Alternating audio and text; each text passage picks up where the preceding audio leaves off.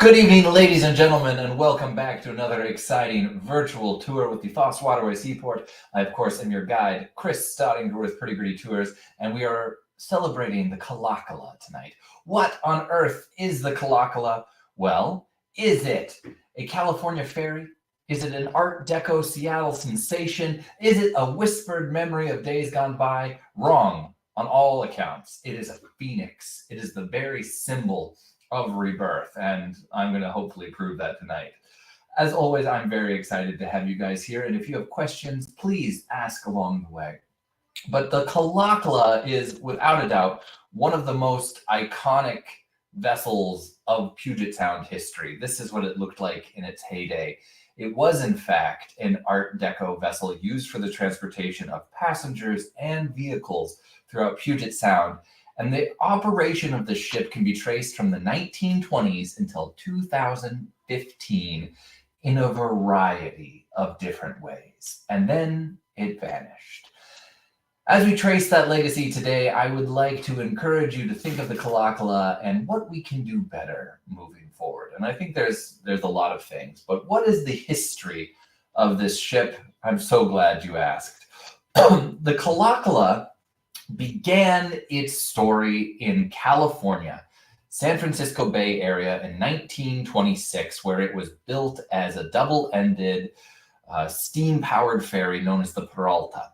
It was named after a prominent family in the area, and the Peralta, as it was being launched from the slip out into the ocean, stalled.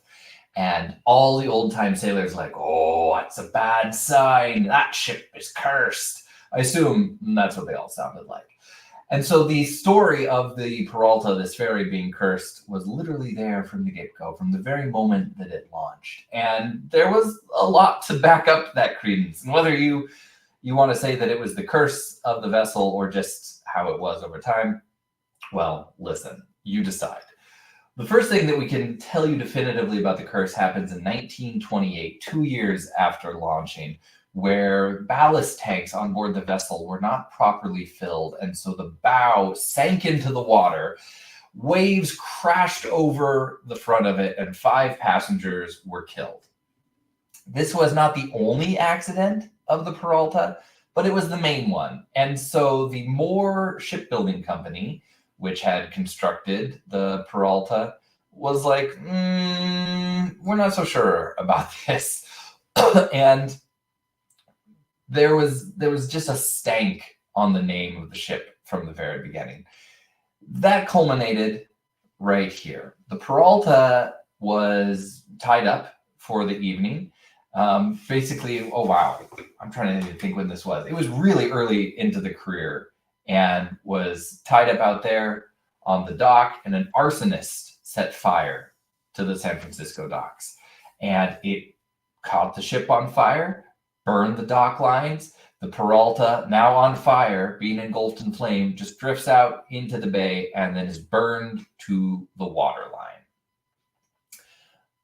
By all accounts, not an auspicious start to one of the most iconic vessels of the area, killing a bunch of people, stalling in his tracks, and then, of course, being destroyed by a fire. But from those ashes, it was reborn.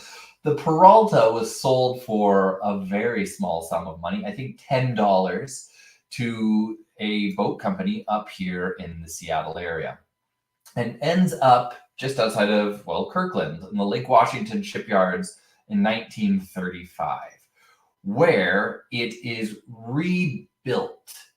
And it is designed to be something more than just a passenger ferry, right? So we go from the shipyards here.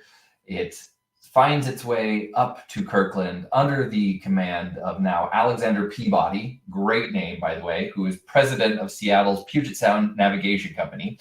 And for $10, he gets this broken down hull and the absolute promise of something better, and turns it into the Kalakala, which, if you're not already aware, and I assume a lot of people are, because this is one of the most well-researched, documented, and beloved ships of the region.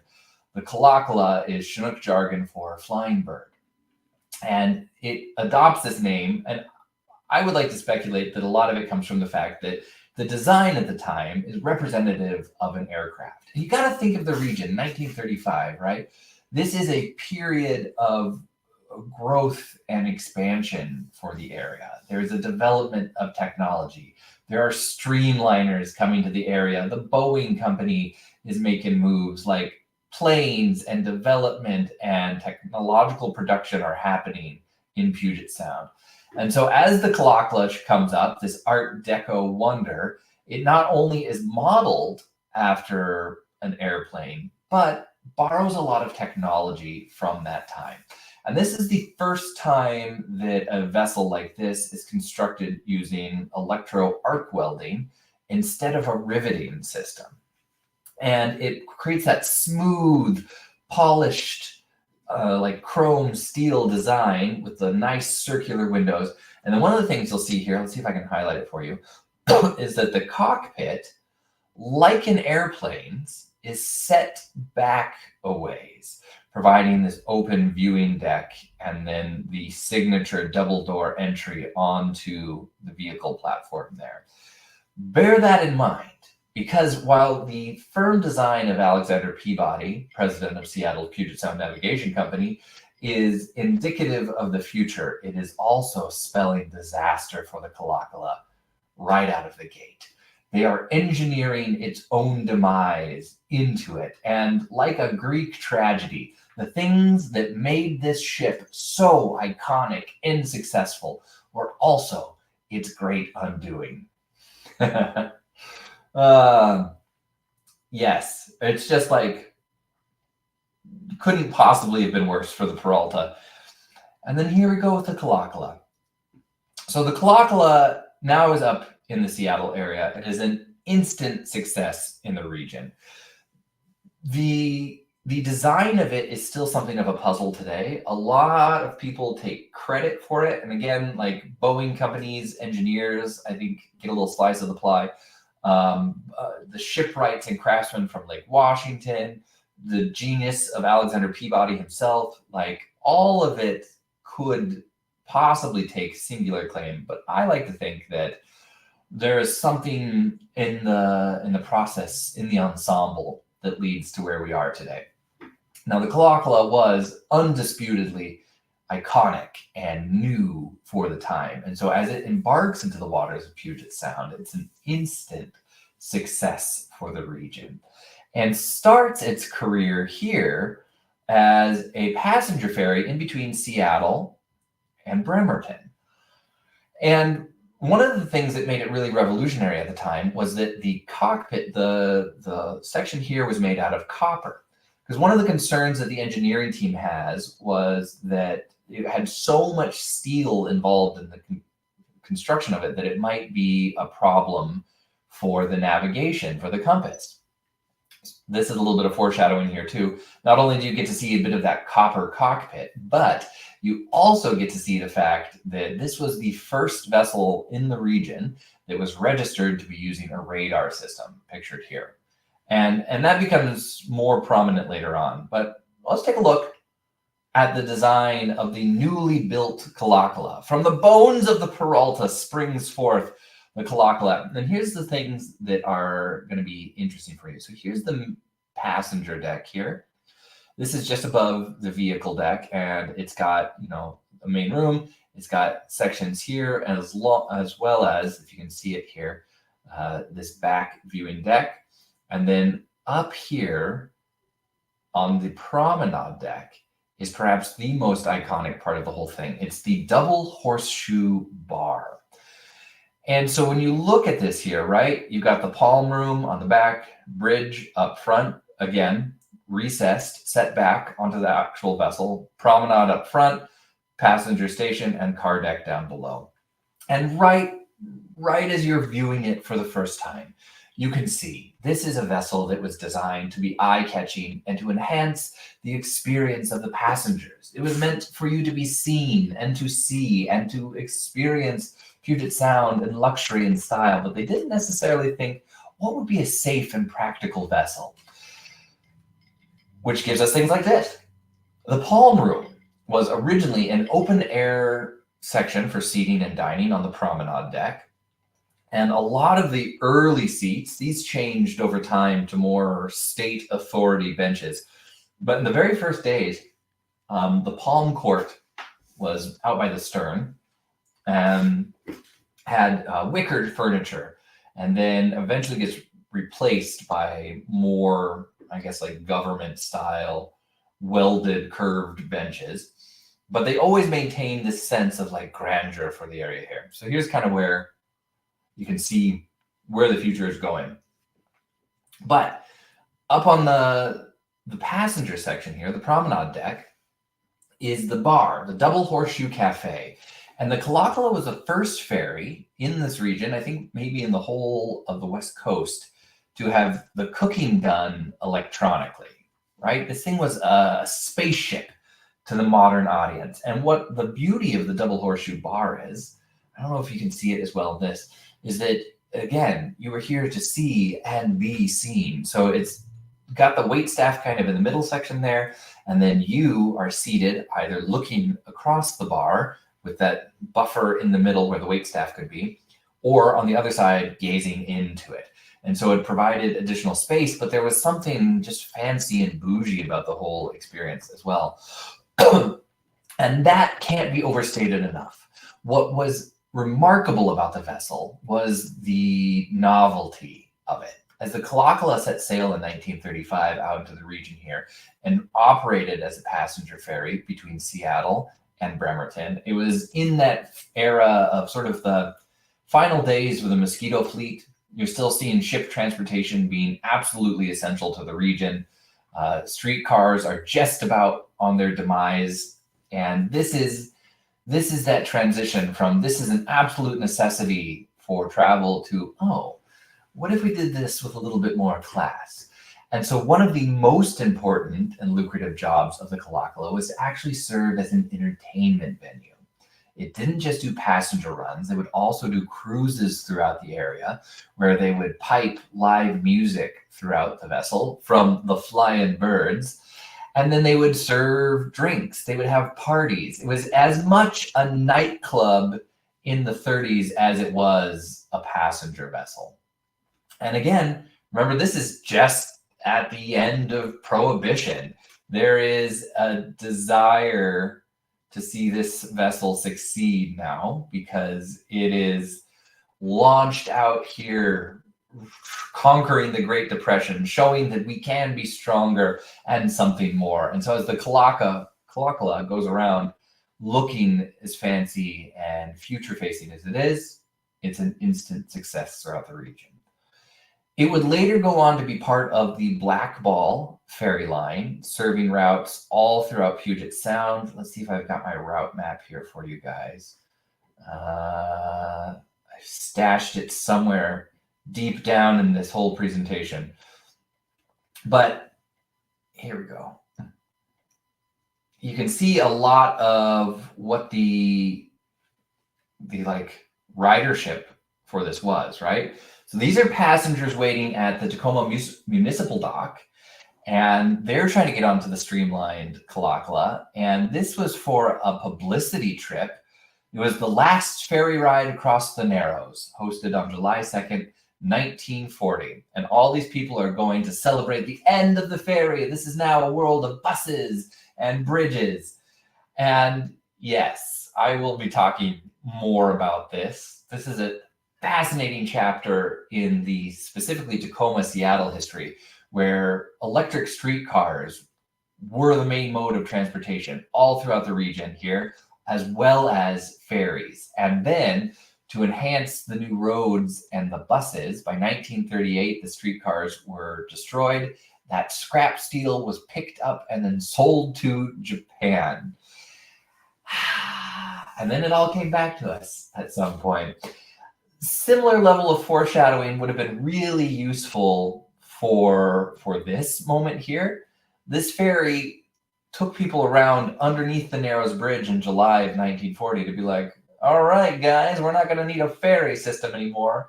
And that was very exciting because up until the moment that the Narrows was built, people had to rely on ferries like this one to get across the Narrows on their way to Gig Harbor and the peninsula. And this one caught on fire and they're bailing it out. This was the other ferry. This was not an elegant or really luxurious vessel. This was just, we got to get across the Narrows. Let's say a little prayer that it happens. As the Kalakala rolls onto the scene, it's a disembarkation from the need to be relying on boats. And so they have a big costume party. Everybody parties the night away. They sail under the Narrows and away from it. And they're like, we're done with that.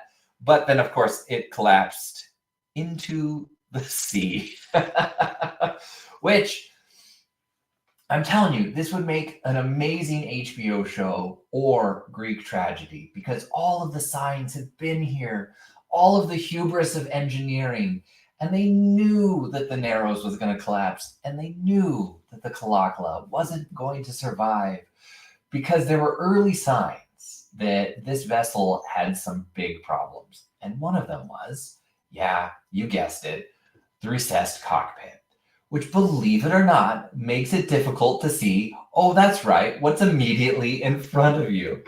And so it's in service, July 4th, 1935. The first couple of years, they're having repeat problems where it is running into things. It runs into docks. It runs into other vessels. I think the most famous time that it ran into another vessel, when is it ran into another ferry, the Chippewa. If you're not familiar with the Chippewa, you might confuse it with the 1943 yard tug that cruises around Tacoma today. That is a different vessel. The Chippewa was the oldest ship in the Washington State ferry fleet, originally built in Ohio. I know, brace yourselves. In 1900, and then plied through the Great Lakes on a variety of missions, and eventually by 1907 came out here as part of the Puget Sound Navigation Company, where, hey presto, it was the ferry in the region here under state authority. This isn't to say that it was the oldest ferry in the region, but the oldest state ferry. And this is where there's some distinction.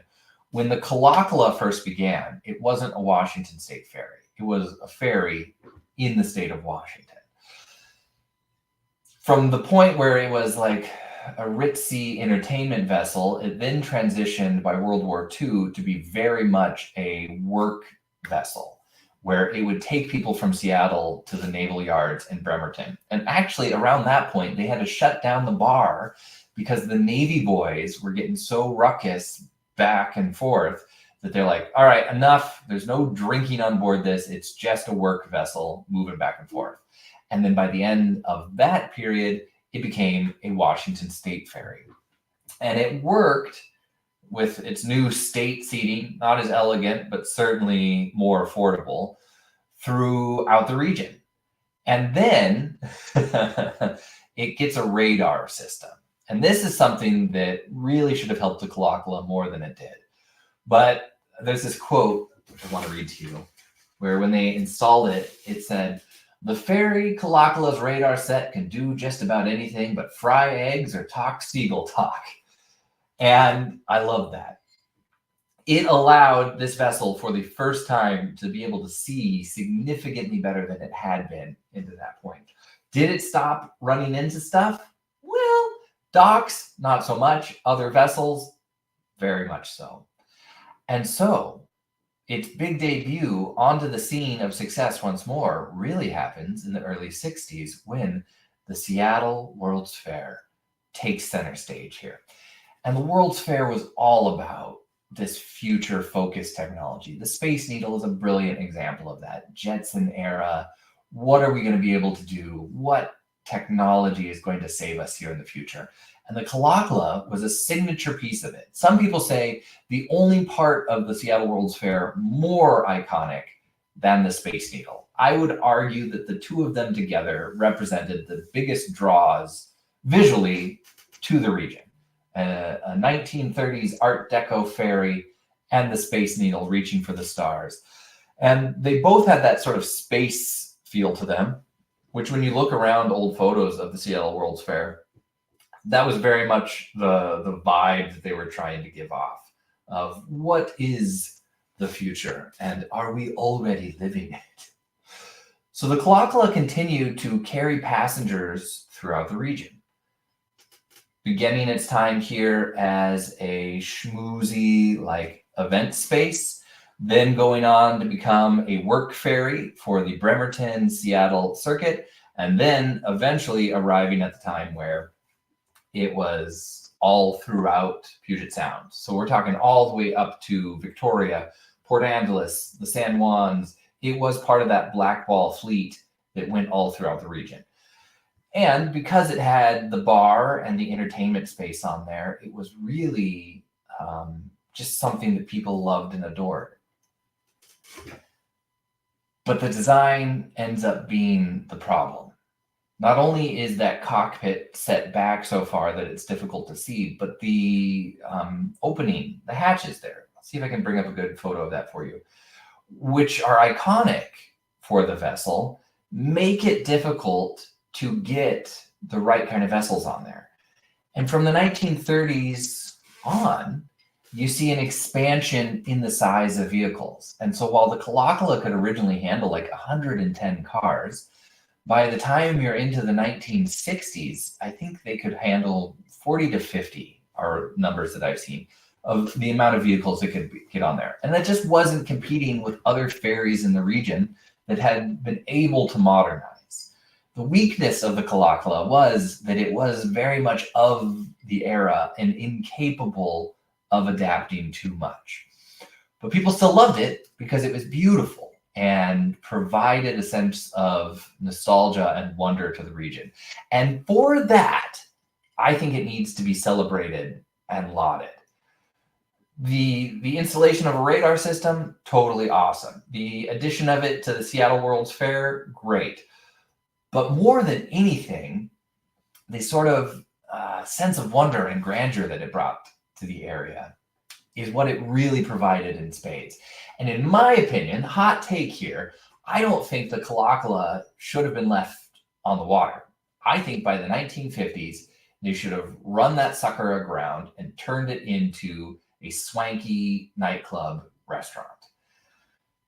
Do what you will with that. But here in Tacoma, we had Top of the Ocean, which was a restaurant built by shipwrights that was never ocean going, right? It was built on pylons in the water and never was a vessel, but it was looking like a vessel from the very first days. Here was the Kalakala, which had always served as a vessel, but I think should have been a restaurant nightclub. Those were the things that it excelled at, dominating the skyline, being a music venue, a dance club, a costume party, and of course the double horseshoe bar with all of its electric cooking available inside.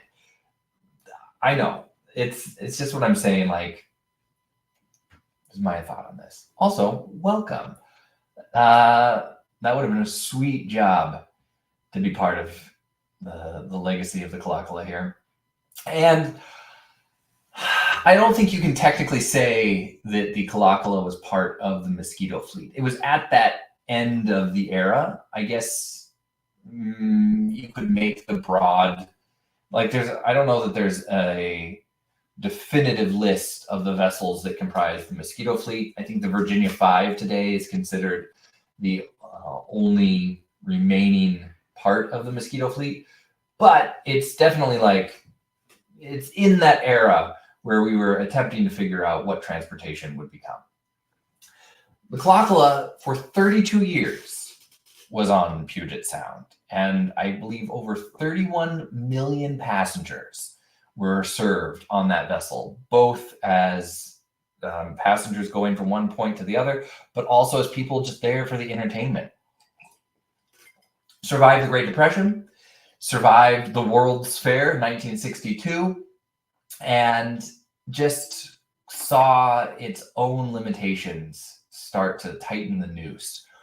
So by the 1960s, there were multiple red flags about the aging infrastructure of this ferry, and so people were concerned that it was not going to be able to keep servicing the region.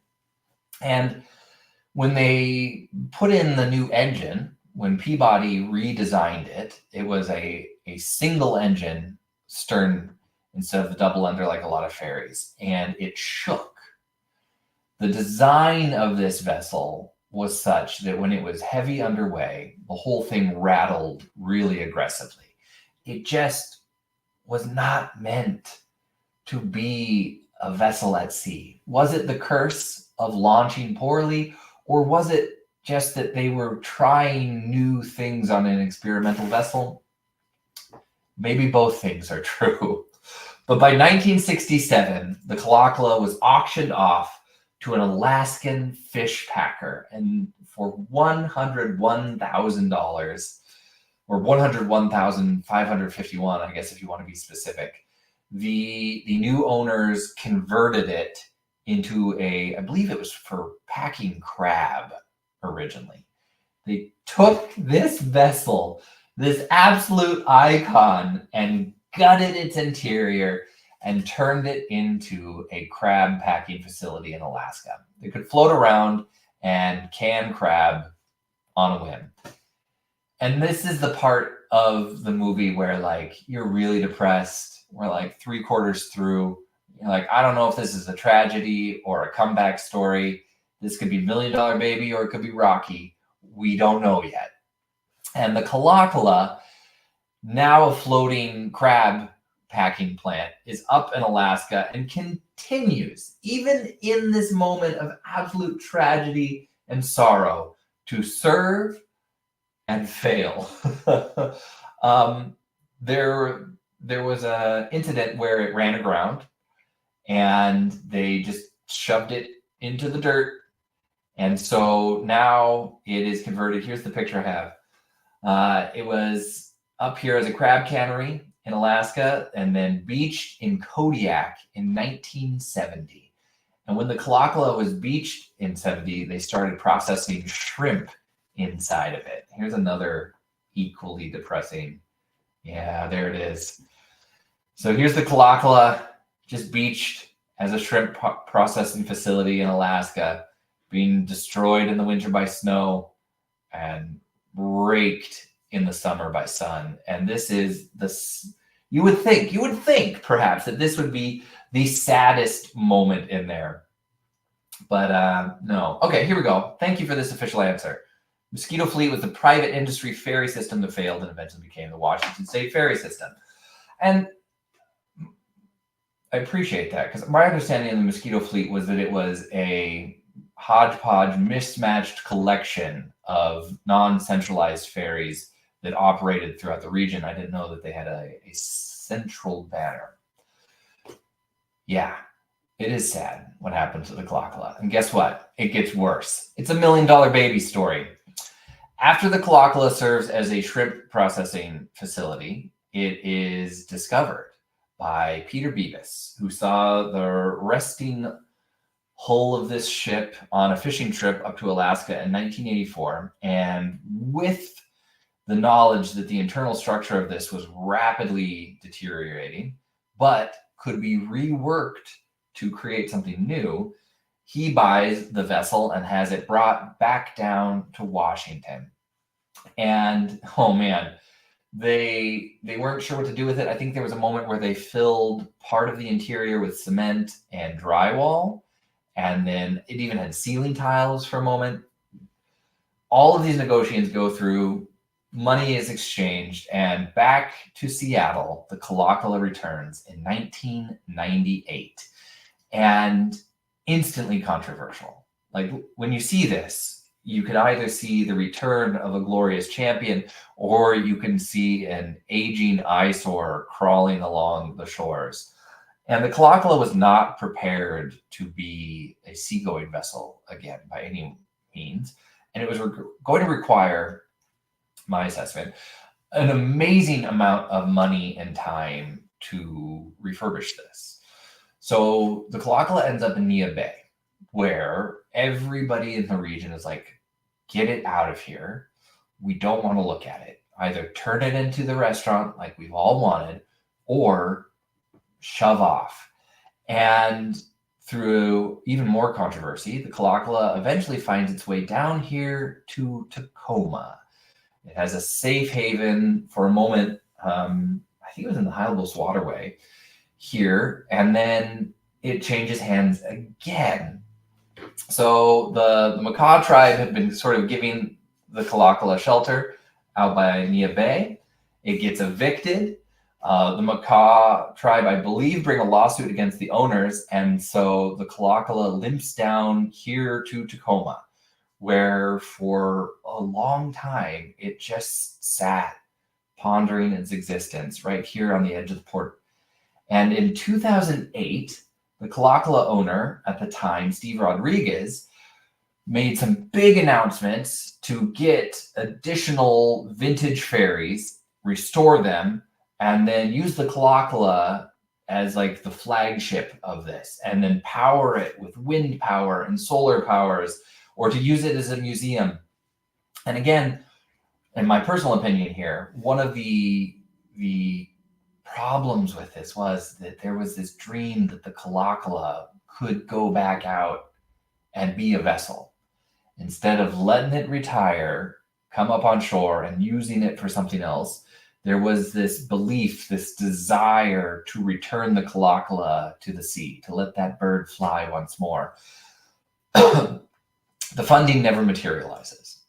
And once things get to the point where it's a legal battle, the Kalakala is evicted from its space.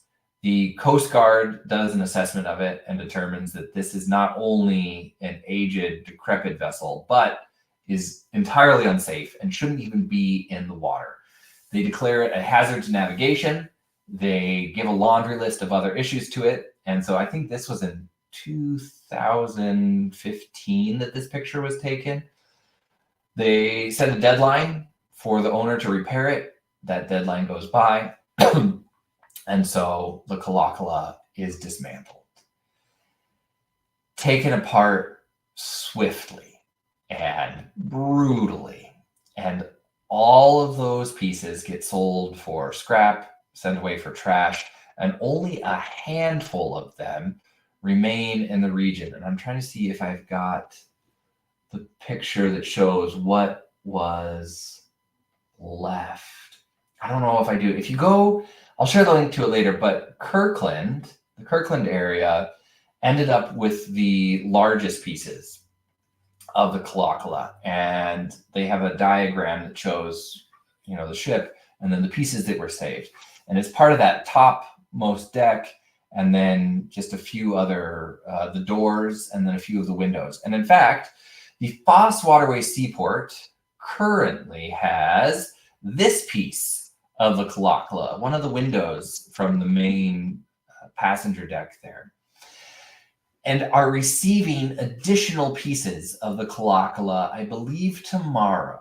So they are about to rework their exhibit on the Kalakala. They're receiving more pieces of it, and they're going to be telling a lot more of the story of this vessel and its service throughout the region, and then allow you to actually see it. And for me, going to the seaport, one of the most magic parts is when you get up close to it, I feel like you can see, like a core sample, the history of this vessel presented here, with that steel side, the chrome plate, and then the layer that goes on top of it, and the rust, and the time, and the patina, and just the layers of the years that this vessel served. Again, you can trace its timeline either from 1935 to 2015 as the Kalakala, or you could say from 1926 to 2015, because first as the Peralta, that vessel down in California, it really was first cursed, right, by not coming out and then killing a bunch of people, and then by coming back up here. And it maintained that ballast system. One of the things that was interesting about the days of the Kalakala ferry is that it had a ballast system that could be filled on either end.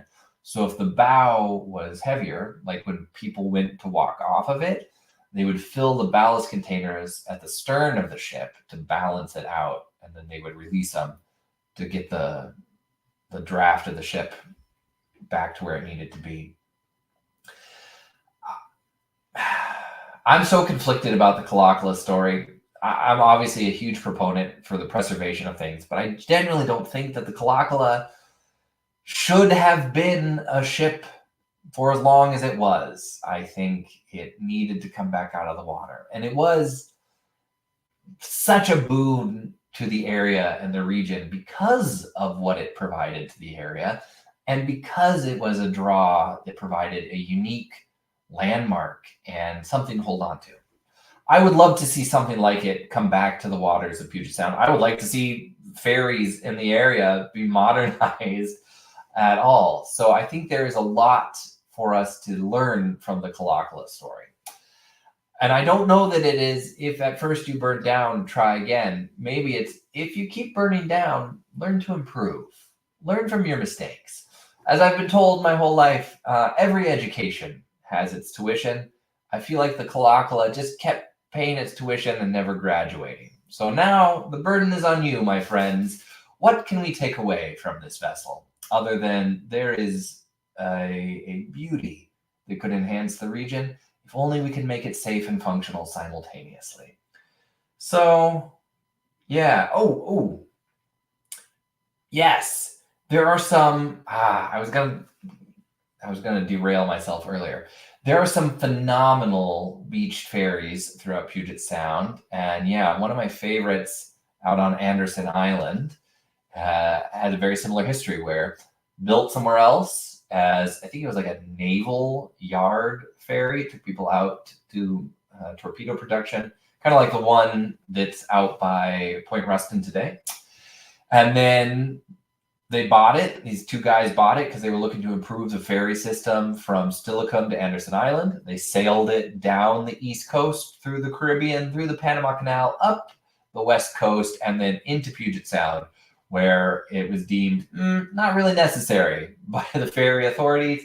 And so it's just been beached on Anderson Island. And again, you could do so much with it without it being a functional vessel. I think there's always something where ship people really want ships to be ships, but sometimes, if we learned anything from Top of the Ocean, it's that you shouldn't get involved in organized crime because your restaurant will get torched. But if there was a second lesson in it, it's that sometimes something can look good and be very good at what it does, even if it doesn't look like it's the thing that it should be doing. That was a convoluted way to say, let it be a restaurant. There we go. Whew, what a voyage tonight. I hope you guys have enjoyed this brief introduction to the Kalakala, and I hope that you go down to the seaport over the next, I think it's going to be probably the next couple weeks that they really get that up and going. But the new pieces of the Kalakala should be arriving to their collection tomorrow, and they'll be taking new pieces out of the archive and displaying them in context. So go salute one of the great vessels of this region and remember its history, and use this as a pivot point to do better, my friends. Let us do what we can. Hot damn. All right, my friends, until next time, I'm Chris with Pretty Gritty Tours, and here tonight at the Foss Waterway Seaport, bringing maritime history to life just for you.